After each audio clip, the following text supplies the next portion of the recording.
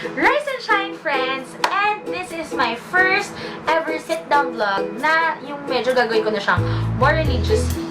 And we're going to talk about my Adobers Kapamilya story. Please make sure that you finish this video. At the end, I will going to give my pre-vlogmas treat. So yan, make sure that you finish this video at the end.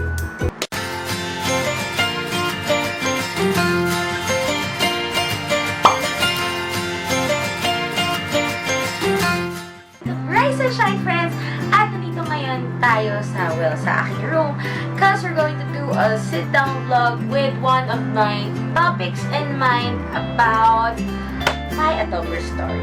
Well, ang dami ko kasi nakikita rin ngayon sa mga YouTube groups, ganyan, about, questions about, ano ba yung Adober Studio, ganyan. And, naisip ko lang gawin itong vlog na to because sobra talaga akong happy and sobra akong thankful that I am now part of Adober Studio starting noong August. Yan, August ako nag-sign ng contract and later I will show some clips about that contract signing. Sobrang saya din nung time na yon. So, without further ado, kikwento ko sa inyo yung nangyari sa akin. Meron akong guide. Ayan. First is how did I know about Adobers? Nalaman ko siya sa isang friend ko, si Ate Grace. Hi Ate Grace, shout out to you. Dahil kinwento niya sa akin that her sister-in-law works for Adober Studios. And nalaman ko din sa kanila na, sa kanya, kay Ate Grace, na naghahanap si Adober Studios ng mga creators, ganyan. Tapos, nalaman ko din kay Ate Grace, sobrang dami niya kinwento sa akin that day, na si Adobers daw, ka-group, nandun daw yung mga iba't ibang mga YouTubers, nandun daw si Lloyd Cadena, si Kong TV, si Pamela Swing, Luigi Pacheco, si Rosel, sino pa ba yung Carl Sarate, ayun, sobrang nandun daw silang lahat. Tapos, si Carl kasi, siya yung unang-unang YouTuber na nakita ko na live. So, parang ako, wow, talaga? Tapos, sinusubaybayan ko yung mga YouTubers na yan. So, parang, oh, ang galing naman. Tapos, nalaman ko nga na naghahanap sila ng mga YouTubers. Pero that time, parang kagagawa ko pa lang ito ng first or second vlog ko. Parang sobrang bago pa talaga. So, sabi ko, paano ba mag-join dyan? Tapos, sabi sa akin ni Ate Chris, well, may requirement ata. Kailangan mong pagandahin yung mga channelin mo. Kailangan pagandahin mo yung mga sasabit mo, ganyan. Pero check ko na lang daw sa website. So, nag-search ako ng website, Adober Studio. So, wala akong nakita.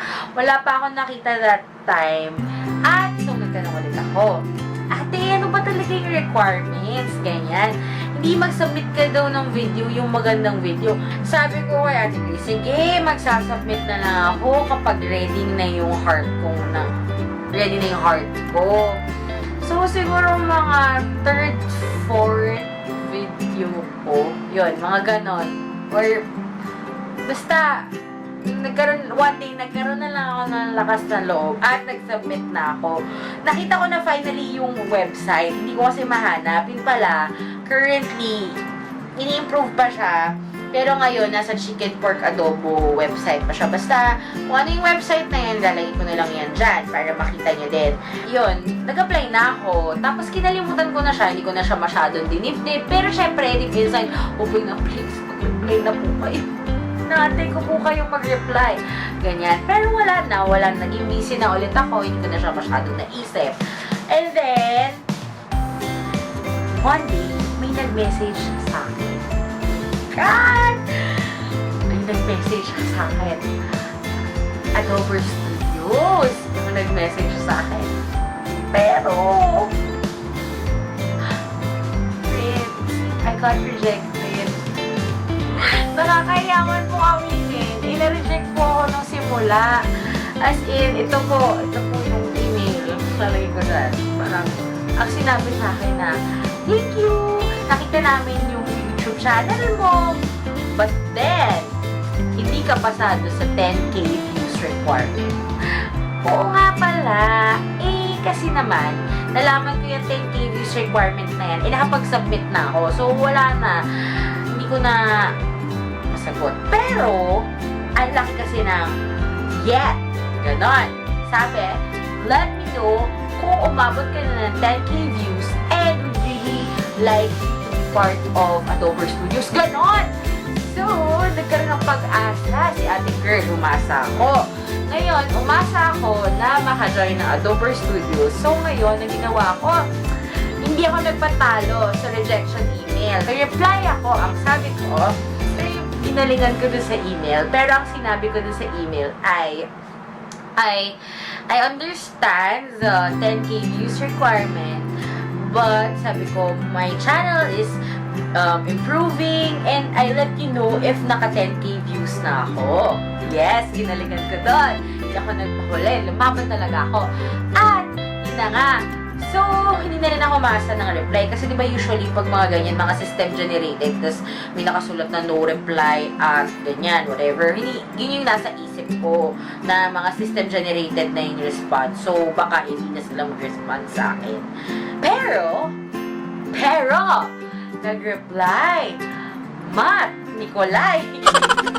Nag-reply. Sabi niya sa akin, let me know if you've completed the 10K views. Ganon.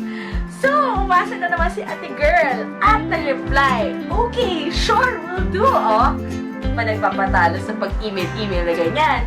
So, yun, nag-reply. Tapos, well, medyo ano pa lang ako noon, parang 4K, 5K views, sobrang onti pa. So, ngayon, 10K views requirement nga, diba?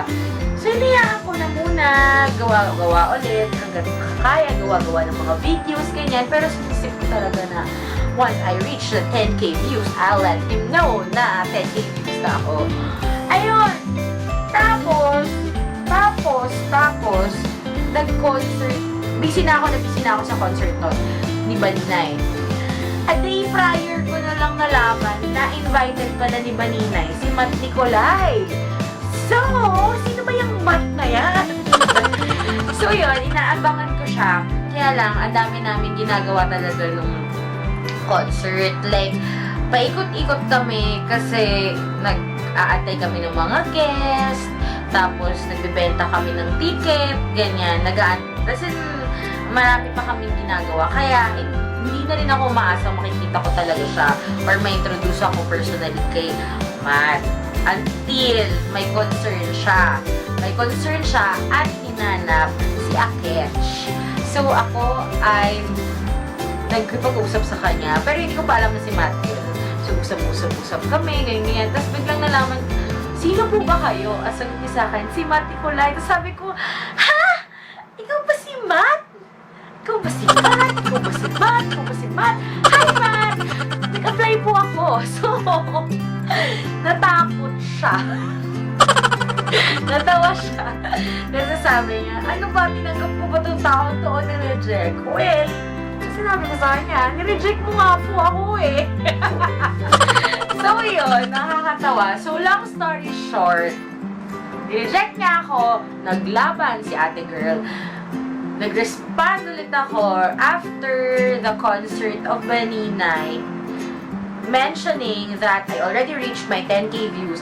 And voila, 3 months na, August 19, basta naalala ko, August 19, contract signing namin yun with Adober Studio. Moment na yun, sobrang nakilig talaga ako ng moment na yun. Pero, if you may ask, bakit ko nga ba gusto maging Adobers? Yung, well, para sa akin kasi, during that, until now, as in, sobrang kinoconsider ko yung sarili ko as a starting YouTuber. And for me, if you're starting out, I think this is the moment, or this is the right time, where you can gather a lot of knowledge, a lot of trainings, a lot of things that can help you grow as a person or as a YouTuber. And I really think that si Adober Studios, kasi nag-research din ako ng onte about mga multi-channel networks.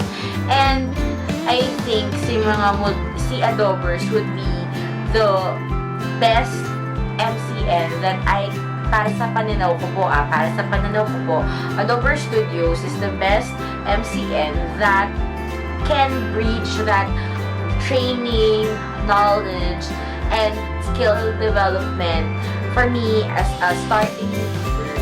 Kaya ako nag-join. Hindi talaga akong maging kapamilya. I'm a super kapamilya at heart and body and mind and soul at lahat na po. Alam talaga yun ang lahat ng tao na sobrang kapamilya talaga kami. As in, super. Ganon. As in, since bata ako, yun lang talaga yung mga pinanonood ko channel. Doon naman tayo sa perks of being an Adober. So, yun nga, I joined Adobers with the end goal in mind to learn more about YouTube, para magkaroon ng more trainings, ganyan.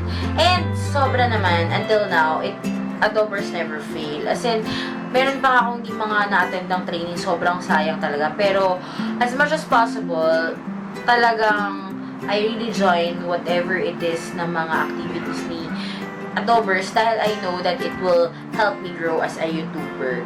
And also, nagulat din ako. Ito yung sa mga kinatuwa ko sa Adobe Studios is yung community.